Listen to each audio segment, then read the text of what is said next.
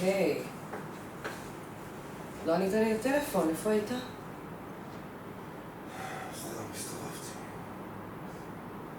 הלכת להמר, אה? קראתי קצת.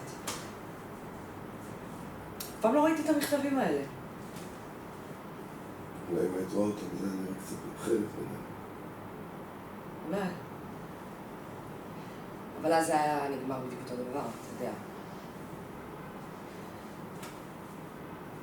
מי שלא מקבל אותי כמו שאני, פשוט לא יכול להיות חלק מהחיים שלי.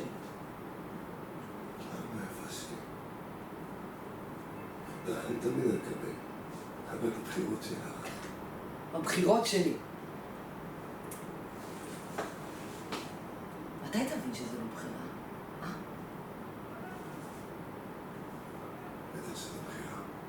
הכל בחיים זה בחירה. שאני יודע למה. אבל את בחרת להיות חיים שהם נגד הטבע. נגד הטבע?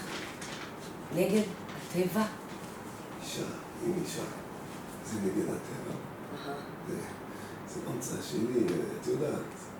בתורה כתוב. אוי, עזוב אותי מהתורה שלך, לא מעניינת אותי התורה שלך, תדחוף את התורה שלך בתחת. עלק תורה. אין פשע אחד שלא עשית בחיים שלך. זה לא התורה שלי. התורה של כולנו. לא שלי. והאמת שגם לך אני לא מאמינה בזה. עלק תורה.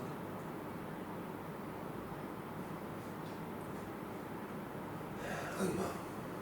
היופי ביהדות שאלוקים מוכן, וגם לך ממך, אם את תצליחי לשנות. לי וממך.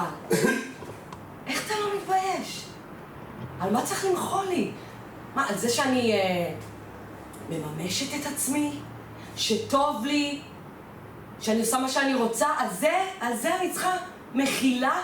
למה אנחנו יהודים? זו הזהות שלנו. יהודים. ולי כיהודי חשוב לי שהבת שלי תהיה יהודי. אתה יהודי. איזה מין יהודי אתה? אתה אפילו לא נימול.